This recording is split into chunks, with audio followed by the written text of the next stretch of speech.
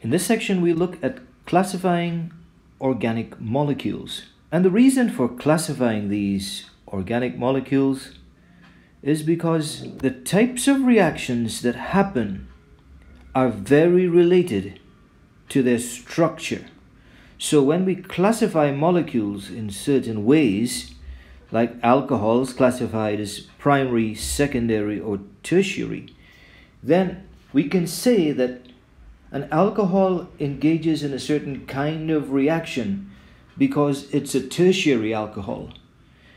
And immediately, anyone who reads that would know what is meant by a tertiary alcohol.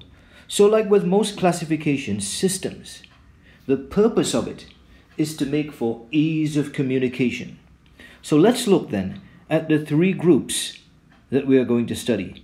The alcohols, the halogenoalkanes, which as the name suggests involves members of the halogens, and the amines.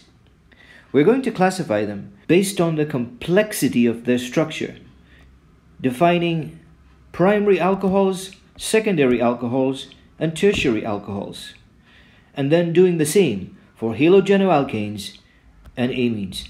So let's look at each in turn, and perhaps you can figure it out just by looking at the structures. And here we see three halogenoalkanes. Here you can see the halogen, chlorine, and then here, and then here.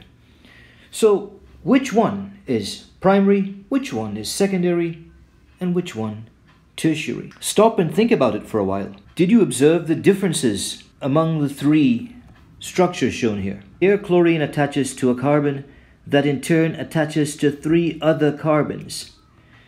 Here chlorine attaches to a carbon that is attached to two other carbons and a hydrogen. And here chlorine attaches to a carbon that is attached to two hydrogens and just one carbon. And this forms the basis of the classification of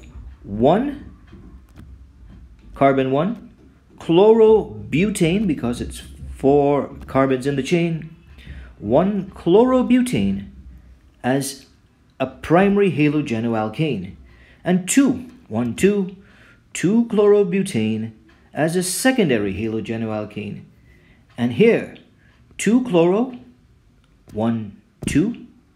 2 methyl, 2 with this methyl group CH3, butane, because the longest straight chain is 4 carbons.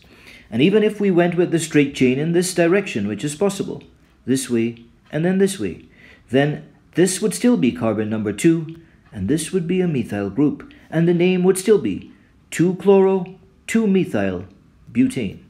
So now I would like you to apply some similar principles to draw and name a tertiary alcohol with 3 carbons in its longest straight chain.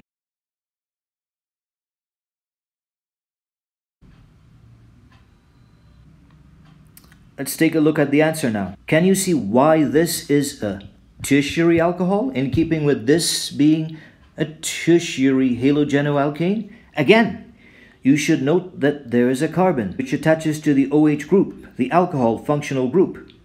But this carbon is in turn attached to 3 other carbons. And the name of this structure? 2,2,methyl propan 2-ol.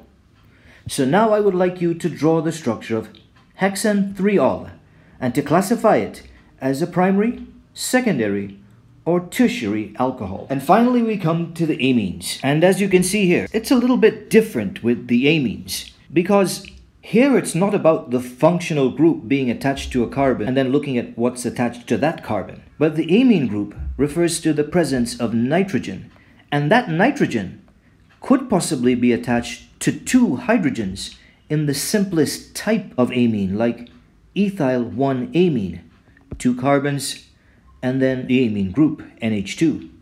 Here, this is still considered as an amine group, but there's 1 hydrogen attached to the nitrogen, and the other group is a CH3. And in this case, NN, dimethyl propan 1-amine.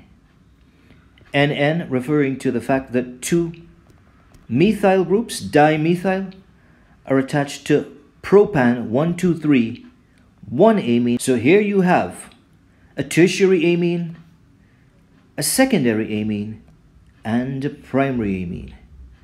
The purpose of this classification would become evident when we move on to look at reaction mechanisms in later topics.